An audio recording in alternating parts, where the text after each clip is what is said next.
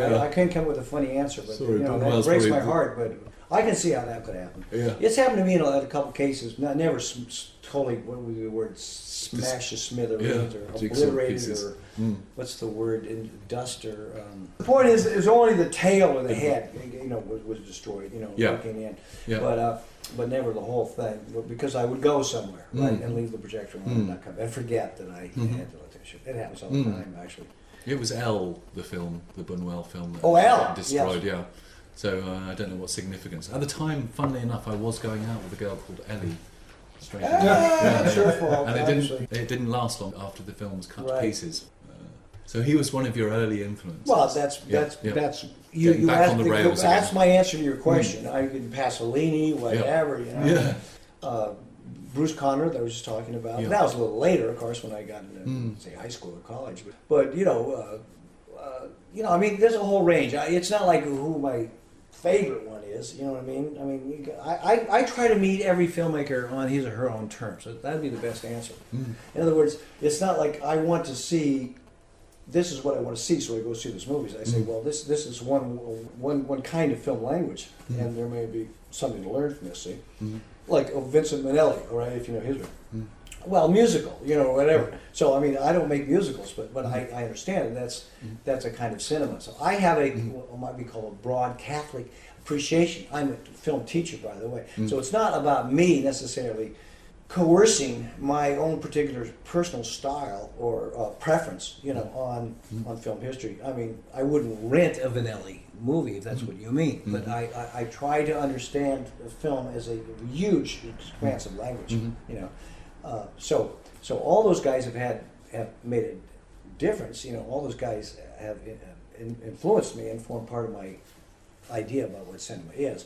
But the ones that have attracted me most are the ones who are involved with this kind of critical cinema. And Buñuel's extremely anti-clerical, sort of anarchistic, and the Russians, the early Ziga Vertov. I mean, it's easy to say. I couldn't come up with any trick answer. It's just there's a canon. There's reasons why certain people have risen, to the top because they're good makers, or they have this tremendous imagination or whatever.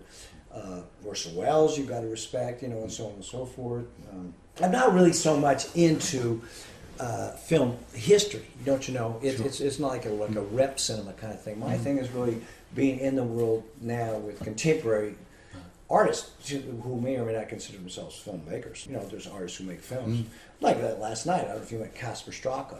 He's a German maker. He's just a great guy, a great maker who went to Braunschweig and blah, blah, blah. So, I respect his work. But I mean, he didn't necessarily change my life, but that's the milieu in which I'd rather identify with myself, rather than hark back to John Ford or whatever, Buster Keaton or Charlie Chaplin. I mean, those guys are great. They don't need my...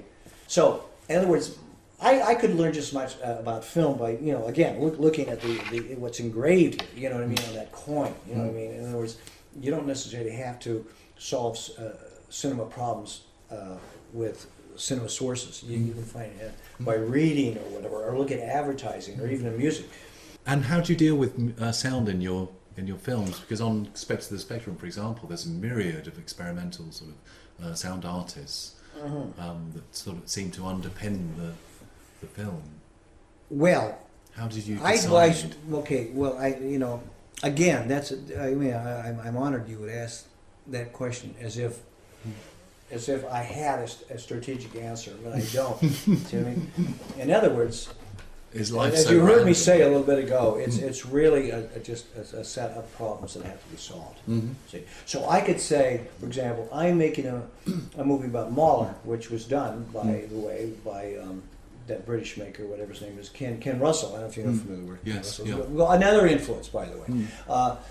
And I love Ken Russell's work. And so he's making a movie about Tchaikovsky or Mahler. So that's great. Go ahead and make it. You got your problem solved, more or less, right? But that's not the way I make movies. And so what I'm saying is that I have a scene which is about Tesla. So I would just it's a kind of hunting and gathering kind of thing. You know Yeah. what I mean? You just there's a lot of sounds in the world, and a Yeah. lot of be it music or not, and and you just you have to kind of go hunt and search and destroy. No, search and bring back, that kind of thing.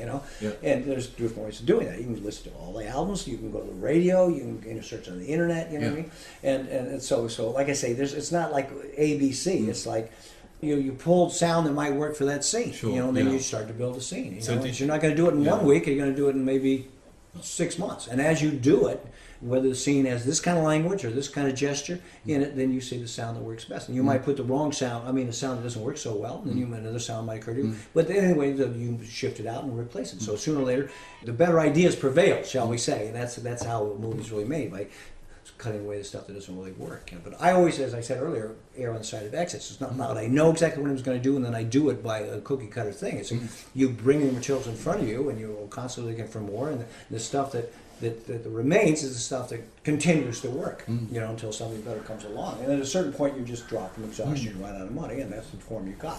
Yeah. But now it's a little bit different. Of course, you could constantly remake your movie and and do new versions of it, and that's great too. And I've done that even at film form, cutting literally pieces out of my own film out. But in the case of Spectres, to be a little bit more concrete with you, all the myriad sources, I can't remember what they all are, but just in anyone's life now, in your life, and in Sylvie's life over there's a million revenue. What would be the word? Streams of audio coming at you, from a million different sources. It's audio rich environment, that's for sure. And so you have the option of if you're paying attention, to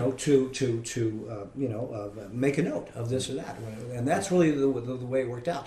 There was only 1 or 2 cases where I actively would go out and sign, and like buy. This is the point I was making a little bit ago. Going into a DV store and actually ripping, a certain scene from a movie. That's not really the way it works. It's more like I come across, that's idea of the found. It's like I come across something, and then I recognize it. It's that. So, anyway, in the case of the Spectres, would be the Benjamin Franklin, of course, who is my super big hero, and that's in the movie, as you know, and he's also a complete prankster. He had zines, and he had fake names, and he made fun of rich people, and he was also a super horny old guy, and he was was a child of the Enlightenment, and so on and so forth, about how great Franklin was. Well, he invented the glass harmonica, if you know what that is. You know what the glass harmonica is? The glass harmonica? Yeah. It's not when you play it, it shatters everything for miles around. That's not a nice idea, but that's more your magical thinking. This is okay. No, well, it's not exactly like this, but these 3 cups, let's say they all have different levels of wine in them, right? And then I could take this and then play an instrument like that. And they're generally, larger. You've seen it a million times. They're kind of bowls. Yeah. So that was the music that was played. Like the theremin today, and another part of Spectres, not to get into too many details here, which was cut out, which was about Mesmer. Now, Mesmer, you know about Mesmer, don't you? The hypnotist, yeah. Well, hypnosis. Mesmerized the people. Yeah, he literally, he didn't. He was so Influenced. important that his presence was made into, whatever, translated into a word that's become part of the English language. So, more power to him. But he, again, a complete pseudoscientist, a faker, a mountebank, and, someone who's just like L. Ron Hubbard, really, just 2 degrees off L. Ron Hubbard. And during the French Revolution, there was, of course, an insane destabilization of the whole belief system, especially the church. And this is also the birth of cinema, don't you know? This would be a great argument to make, which I can't do because I don't have the historical research. But not only the desire of people to have graven and present images of some kind of spiritual power greater than them, that was curtailed at the French Revolution because it was supposed to be secular and humanistic, right? So the churches were discouraged, and so we have the Phantasmagoria, right? You know what that was, right? Okay, well, Phantasmagoria, this is off the subject, but, we're talking about late 18th century. Let's say 1787, of course, was the French Revolution, 1790, 1800, and there would be certain kinds of way of producing light, and lenses, of course, had also developed at that point. So you could actually have shadows cut out, and also mats, so-called, and also slides, glass slides with painted scenes. And then you could have two of these magic lanterns. And then you could, I love this kind of history, and then you could have both these magic lanterns, and then you could have a shutter between them, or do dissolves, or move your hand, or change the lens. And so basically create a scene. See what I mean? So that was really that. It could be argued that the Phantasmagoria filled the gap that the church had previously, occupied the imaginary life, the popular imagination in the years following the French Revolution. Well, in terms of Mesmer, same was true. There was a destabilization of the business as usual, status quo, and Mesmer was sort of a gent, as I understand it, from the wealthy. And hung around other aristocrats who were in crisis, and the reason is because obviously their world was coming down, and so at a lack for anything else to do, that they flocked to him because he could heal their ills, which are basically psychosomatic or whatever. When you heal people, just because if you believe you're healed, and if we all held our hands and felt like there was electricity passing through it. No, I saw Madonna doing that. Don't you know? Then that would have some effect. But only because we had enough belief in it, right? So old people, maybe they weren't getting laid enough or whatever. Don't you say could come to him, and so he was sort of a dandy. Don't you see who? So that's the story of Mesmer. Okay, at the same period of time, you have Franklin.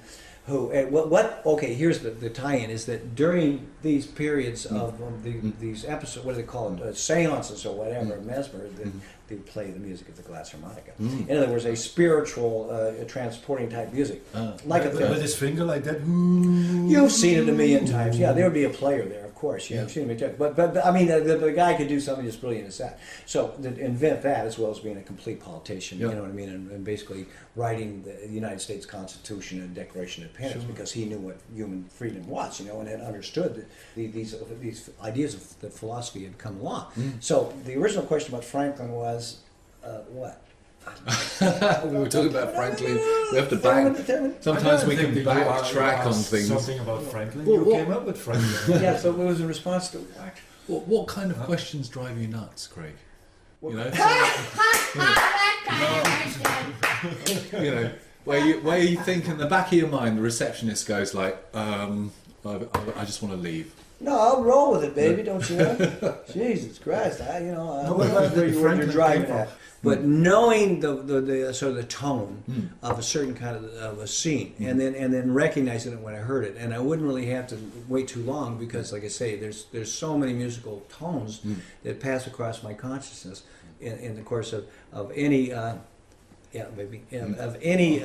Willie Nelson. More people going past the window here. But anyway, the point is that I knew that I wanted to do this section on Mesmer, so I did some research on Mesmer, and I knew that they played the glass harmonica. So in that case, I went to the record store and I bought a CD, glass harmonica. So that I guess that's a little bit of an answer to your question, but that's really the only case where I actually had to go out of my way and spend $9.99 on a CD. For the most part, it was a record or a tape or a radio show I recorded, or my roommate's music or whatever, or something off the video. In a lot of cases, increasingly, it's soundtracks, because it's soundtracks that I want.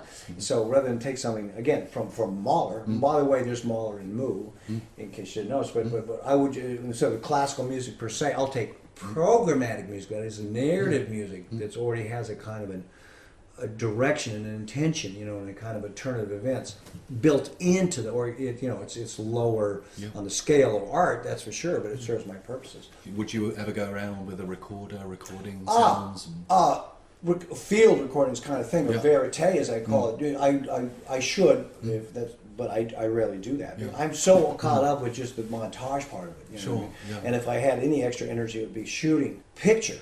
As far as recording ambiences, I think it's a wonderful way to make a movie. But by the way, you can get ambiences quite easily now off multiple sources: CD, tape, records, and the internet now. So I really I can't afford really to indulge I don't have the time and energy to go out and film film. With Spectres, for example, I know I keep going back to the film. I think you actually film.